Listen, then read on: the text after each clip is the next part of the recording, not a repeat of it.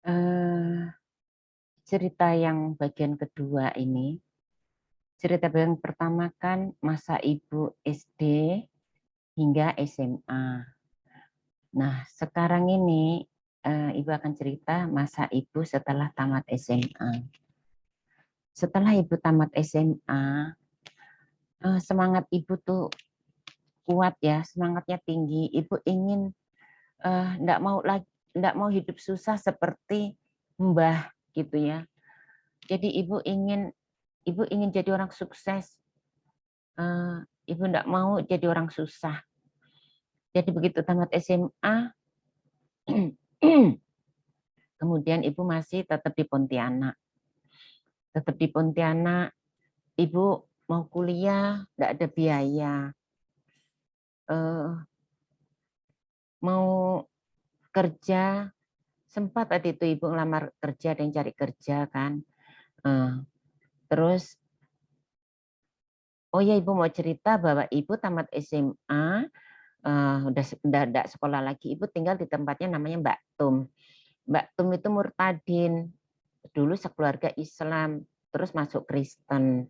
Nah suaminya itu kerja di sekolah Kristen, nah ya, ibu enggak mau nyebutkan namanya. Nah, ibu tinggal di tempat dia, hidupnya memang sederhana sekali, rumahnya papan, kamarnya cuma satu, ibu aja tidurnya di dapur. Nah, tapi ibu cukup bahagia gitu ya. Nah, ibu tinggal di situ. Ibu tinggal di situ kan karena teman ibu namanya Korintus, orang Dayak. Korintus itu kerja di rumahnya sebuah keluarga namanya Pak siapa ya ibu kok lupa gitu, Jalan Es Parman. Nah, itu teman ibu SMP gitu kan, teman ibu SMP, ketemu lagi ibu sama teman ibu SMP kan. Kan ibu udah ngelewati SMA udah pisah sama dia gitu. Lalu SMA ketemu, uh, uh, dia tinggal di Jalan Es Parman. Ibu tinggal lah sama Korintus, numpang-numpang hidup gitu kan. Karena ibu enggak mau gitu balik ke kampung gitu. Ibu ingin merantau gitu kan. Nah, sekali tempat Korintus, ibu jadi tukang cuci di tempatnya Pak itu, Pak siapa lupa namanya. Siapa lupa pokoknya lah Pak itu. Jadi ibu jadi tukang cuci gitu ya. Nah, nanti kok udah selesai nyuci, nah, terus ibu nih tinggal tempat Mbak Tum ya.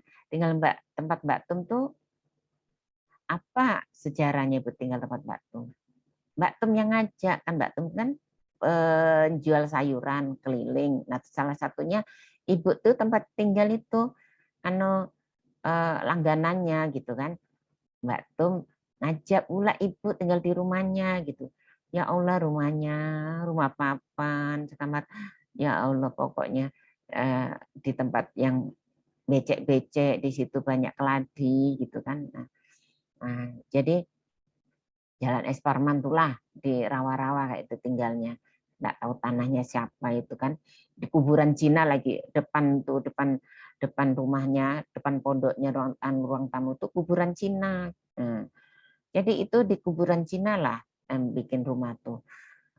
Jadi tidur tuh sama apa namanya searah dengan kuburan gitu di tempat Mbak Tum.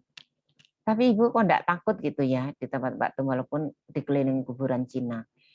Nah, terus Mbak Tum waktu itu kan jualan bakso. Nah, ibu bantu Mbak Tum jualan bakso. Nah, Mbak Tum walaupun orangnya sederhana sekali, tapi ngewongke gitu, ngewongke ibu. Nah, ibu kalau ada job ya, waktu itu ada job. Oh ya, dia kan manggil ibu manggil ibu Sel bukan ya. Sel kan Selby dia manggil ibu. Selby, ada orang mau minta tolong ngisi kasur. Mau ndak? Bilang gitu. Maulah kata ibu bilang gitu. Lumayan lah, ongkosnya itu 45.000 kata bilang gitu. Berapa kasur? 4 kasur, ongkosnya 45.000. Nah, ibu kan enggak mampu sendirian. Akhirnya ibu ngajak teman ibu orang Dayak, lupa ibu. Orang Dayak tuh tinggalnya di pasar apa ya? Pasar yang ada makam itu apa? Pasar Mandor. Ibu maka kok lewat ke sana, ibu ingat-ingat kok enggak ingat gitu. Lupa juga namanya. Temen ibu tuh kan. Nah, ngajak dia lah ngisi kasur. Akhirnya ongkos itu dibagi 2. Senang sekali ibu ya. Dapat apa uang gitu hasil keringat ibu. Jadi kok setiap kali ada job pengisi kasur atau apapun dikasih ke ibu sama Mbak Tum. Nah, tapi ibu senang tempat Mbak Tum walaupun hidupnya sangat sangat sangat sederhana sekali. Tapi Mbak Tum itu ngewongke gitu ya, ngewongke ibu. Nah, kemudian ibu mikir ya, ibu ini kepengen kursus bahasa Inggris. Tapi kalau gini terus, dari mana ibu dapat duit gitu kan? Hanya dapat duit hanya untuk paling-paling uang jajan ibu. Akhirnya ibu kerja lah ibu coba ngelamar kerja di Alas Kusuma. Nah, kerja di Alas Kusuma gitu kan. Sekali. Nah, ibu itu bagian apa ya? Bagian yang nambal-nambal bahan itu.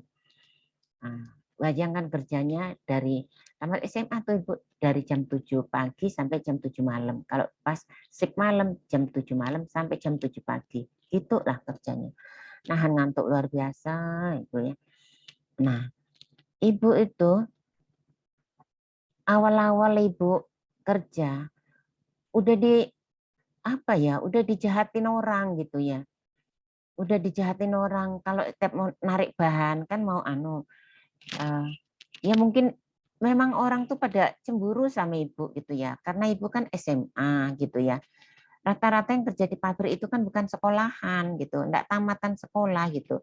Kalau SMA itu dia mandor, ada mandornya ibu namanya orang Jawa Sugiono. Sugiono itu tamat SMA dia mandor. Nah, sedangkan ibu tamat SMA jadi kuli gitu kan, kuli pabrik.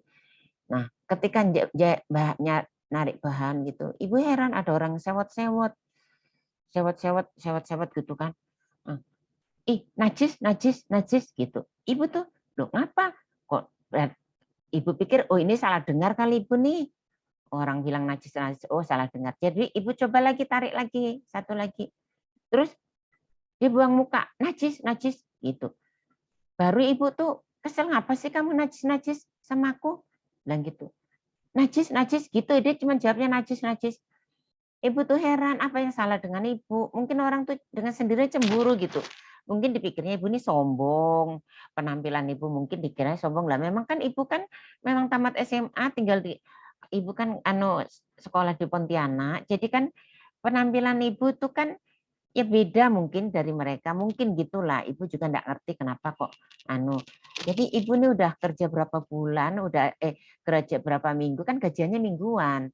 Ibu udah 2 minggu kok enggak salah. Ibu senang sekali udah dapat gaji. Ibu beli baju lah, celana panjang untuk ibu kerja. Mungkin ya penampilan ibu. Karena banyak orang memuji katanya body ibu tuh bagus gitu ya. Nah, mungkin dengan sendiri orang cemburu gitu. Ibu jengkel sekali dengan orang itu. Namanya tuh Tugiem. Ya, Tugiem apa Tuginem gitu ya. Nah, ibu jengkel, ibu kan megang pahat gitu ya, megang pahat karena ibu dinajis-najiskan. Lalu ibu pukul pakai nggak tahu lah ibu nggak tahu apa pahat tajamnya, apa tumpulnya itu gagangnya.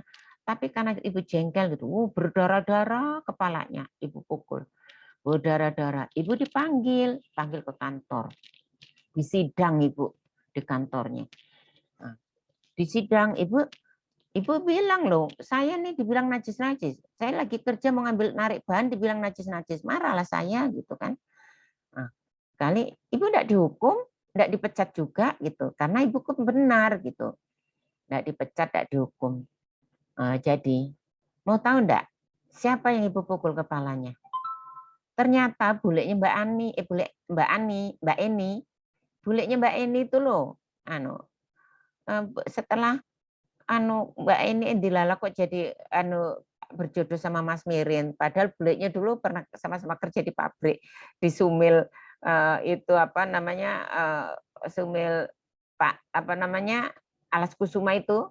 Maka sama ibu, itulah dia yang bikin gara-gara tuh bilang kan najis, ibu enggak ngerti, ibu jengkel tuh, ibu pukul palanya, berdarah-darah itu. Rupanya bulenya Mbak Eni, gitu loh ya.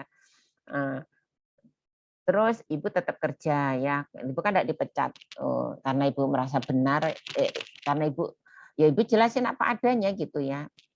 Nah, udah gitu terus kok enggak salah udah sampai 3 bulan ibu bekerja. Nah, ibu berhenti kerjanya gara-gara gini. Ibu lagi kerja nih, ya ibu enggak apa ya, enggak nyombongkan diri. Banyak yang naksir ibu di Alas Kusuma tuh. Penampilan ibu mungkin ya, jadi banyak naksir ibu. Tapi ibu enggak, pikiran ibu saat itu udah modern, ibu enggak mau kawin sama kuli-kuli gitu, enggak mau. Ibu pikir ibu gitu. Kalau ibu kawin sama mereka sama aja gitu, ibu hidupnya menderita. Udah ada dalam pikiran ibu kayak gitu. Jadi memang ibu niatnya mau kerja, cari duit, ibu mau kursus bahasa Inggris dari hasil uang kerja itu gitu loh. Jadi ibu enggak mau pacar-pacaran, enggak naksir belas walaupun banyak yang naksir ibu di Alas Kusuma. Nah, ketika itu ibu habis dinas malam, mau cari makan, kan mau ke kantin. Habis dinas malam kan pagi tidur terus siang makan gitu kan. Lagi makan, ada teman ibu bilang gini, Salvia, kamu jangan ke jalan. Jangan ke jalan kamu lagi dicari orang. Orang istri orang tuh marah-marah, katanya kamu selingkuh sama suaminya. Dia bawa parang. Gitu. Loh, Salvia siapa? Kok selingkuh sama aku aja enggak kenal. Iya, katanya Salvia, orang yang tinggi-tinggi. Katanya badannya tuh bagus, katanya. Katanya Salvia yang dari yang itu tamat SMA, katanya. Orang baru, katanya, belum lama kerja. Ya Allah, pikir ibu nih, ya Allah, apes bener ibu. Ibu enggak kenal kok ini dicemburuin, orangnya aja enggak kenal siapa laki-laki itu, perempuan itu siapa. Ibu cari tahu, ibu enggak maulah hidup dalam ketakutan. Orang ibu enggak tahu apa-apa kok ibu dicari-cari orang diancam. Jadi ibu cari tahu rumahnya perempuan itu. Ibu tanya sama yang ngasih tahu ibu, kamu tahu enggak di mana rumah orang itu? Dia tuh suaminya kerja di itu pabrik apa namanya sebelahnya Alas Kusuma, apa ya namanya ya, Bumi Raya, Bumi Raya. Dia tuh kerja di Sumil Bumi Raya, bukan di sini, katanya bukan di Alas Kusuma. Lah kerja di Sumil Bumi Raya kok bisa kenal saya? Saya bilang gitu. Aku mau ketemuin orangnya. Antar ke rumahnya. Singkat cerita, ibu diantar ke rumahnya. Bukan rumah itu, kontrakan gitu loh. Kontrakan bilik-bilik gitu. Ibu datangin ke biliknya tuh. Ibu bilang, mohon maaf, katanya nyari-nyari saya. Saya ini namanya Salvia. Saya tamat SMA dari Pontianak. Nah, benarkah Mbak ini nyari saya? Ibu bilang gitu. Dia tuh enggak jawab. Terus teman saya bilang, iya ini nyari-nyari. Kata bilang gitu. Nyari saya ngapa? Saya katanya saya selingkuh dengan suami Mbak. Mana suami Mbak? Saya aja enggak kenal. Mana suami Mbak? Saya bilang, ibu bilang gitu. Terus, memang suami Mbak tuh pejabat apa sampai saya jadi selingkuh dengan suami Mbak? Suami Mbak tuh kerjanya apa? Di mana kerjanya? Kerja di Sumil. Loh kerja di Sumil loh. Saya enggak pernah punya cita-cita punya suami jadi suami yang buruh Sumil. Saya ini kerja ini untuk cari duit, untuk bekal saya, untuk saya mau kuliah. Ibu bilangnya kuliah, padahal ibu punya niat mau kursus bahasa Inggris. Nah, mana suaminya? Kalau memang ada selingkuh, temukan dengan saya. Temukan, katanya ibu bilang gitu. Terus dia karena ngelihat ketulusan ibu, keseriusan ibu berani datangin ke rumahnya. Mungkin dia pikir ada mungkin lah ini. Kalau memang selingkuhannya kok berani datangin gitu kan. Nah, terus akhirnya dia minta maaf, singkat cerita dia minta maaf lah sama ibu kalau dia salah paham. Nah, kata dia memang suaminya tuh ngaku, katanya selingkuh sama ibu, suaminya yang ngaku. Nah, kurang ajar suaminya, berarti ibu di sana tuh ngetop. Jadi sampai orang tuh naksir ibu kali ya, jadi nak pamer lah sama istrinya, bahwa dia mungkin pikirnya wah hebat bisa macar ibu, mungkin kayak gitu. Ibu juga enggak tahu kok ibu jadi tenar, mungkin karena tenarnya pertama gara-gara mukul Tugiem itu Kinem, Tukinem apa siapa lah itu namanya, apa Tugiem lah itu, Tukinem kalau enggak salah. Sukinem apa siapa lah bulenya Mbak Eni itu. Nah itu jadi terus ibu akhirnya ini ya masih kerja. Ibu 3 bulan kalau enggak salah ibu kerja. Ibu kerja 3 bulan itu udah cukup lah uang ibu. Berhenti ibu kerja, ibu balik lagi tempatnya Mbak Tum. Balik tempat Mbak Tum lagi ibu kan. Nah terus ibu kursus bahasa Inggris di Jalan Gajah Mada. Ibu kursus bahasa Inggris di Jalan Gajah Mada. Terus ibu nih ada sisa uang. Ibu kan waktu itu giginya ibu enggak rapi gitu ya. Akhirnya ibu orto gigi ya. Orto gigi di tempatnya dokter gigi Peter ya. Dari sisa uang ibu 150.000 ibu tuh orto gigi. Nah, terus sambil ibu kursus bahasa Inggris. Terus waktu itu Pak Peter itu kan kepala sekolah perawat gigi. Waktu itu masih numpang di rumah sakit sekolahnya. Dia membutuhkan tenaga administrasi, ibu ditawari, ibu mau, ibu kerjalah. Disitulah awal mula ibu bekerja di kantoran. Nah ibu terus kerjalah di sekolah perawat gigi waktu itu di asrama rumah sakit perawat rumah sakit Sudarso. Nah singkat cerita ibu kenal lah di situ sama ayah. Nah, jadi Sudiono ya. Waktu itu ayah ya. Ibu ngelihat ya suka pakai kacamata hitam gitu ya. Duduk di pagar selasar. Kalau ibu lewat ya, ibu dari asrama ke kantor gitu kan. Alah ibu ini bodoh sekali waktu itu masih di kerja itu enggak ngerti apa-apa ibu kerja di kantoran. Ibu dikerjain sama namanya Tante Lucy. Buka map itu enggak mau ngasih tahu gimana cara buka map. Lalu ibu lepasin satu-satu anunya tuh apanya klipnya tuh ya Allah ibu. Ya Allah ibu ini bodoh waktu itu ya, tapi ya itulah pengalaman hidup karena tapi ibu tetap punya semangat gitu ya. Terus setelah itu ibu kalau tiap balik kerja itu kan ke asrama. Lah kok ada lagi orang itu duduk di pagar selasar kayak kacamata hitam. Terus kalau ibu lewat gitu, ibu kan ngelirik ya, dia mandangin ibu gitu kan, mandangin ibu. Akhirnya banyak yang itu naksir ibu ngeliat tuh ya. Ada ibu enggak mau sebutkan lah, takut nama dia tercemar gitu ya. Dia yang intens, dia kan pejabat sekarang gitu. Tapi itu merasa kok cuman karena status ibu ya, status ibu ini kan tenaga honor, orang kampung, jadi mungkin gengsi lah gitu. Tapi dia suka perhatiin ibu gitu ya, selain ayah gitu ya, selain ayah kalian. Nah terus waktu itu ayah kalian itu memberanikan diri nemuin ibu, katanya dia mau ngelamar ibu. Ibu bilang, oh kebetulan saya nggak mau pacaran, kalau mau ya menikah langsung. Ibu bilang gitu, kalau kau mau ya menikah langsung. Nah terus jadilah akhirnya dia bilang iya mau nikahin ibu. Terus singkat cerita ayah tuh melamar ke Rasojaya.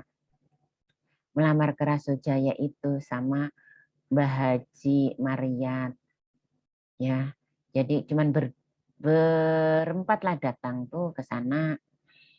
Nah, berempat datang ke sana. Terus melamarnya ya cuman ngomong sama ya namanya di kampung buru-buru ada kata sambutan. Cuman ngomong tok sama orang tua. Ya, ibu juga enggak tahu apa jawaban orang tua gitu kan.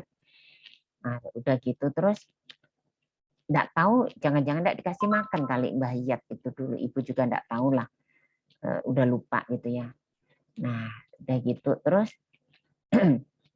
Akhirnya singkat cerita terus ibu menikahlah sama ayah, sangat-sangat sederhana pernikahannya. Nggak ada pelaminannya, hanya kain di apa ya, di ini untuk kalian bisa lihat lah gitu. Nah, terus dipoto-foto ibu. Seperti itulah sederhananya. Jadi ibu tuh ya cuma dikasih uang sama ayah itu 75.000 waktu itu. Untuk selamatan mbah pun enggak cukup. Mbah pakai untuk selamatan ibu tuh enggak cukup. Jadi ibu nikahnya kan di rumahnya Mbak Tuyem di Pontianak. Nah, terus ibu menikahlah sama ayah ya. Waktu itu ibu masih tenaga honorer ya. Terus ibu tinggallah di tempat Mbah Tuyem gitu ya. Tempat Mbah Tuyem. Nah, sampai sini dulu ceritanya, nanti disambung lagi ya. Karena kalau kepanjangan YouTube-nya itu enggak bisa diupload. Kalau videonya kepanjangan enggak bisa diupload. Jadi tutup dulu sampai sini.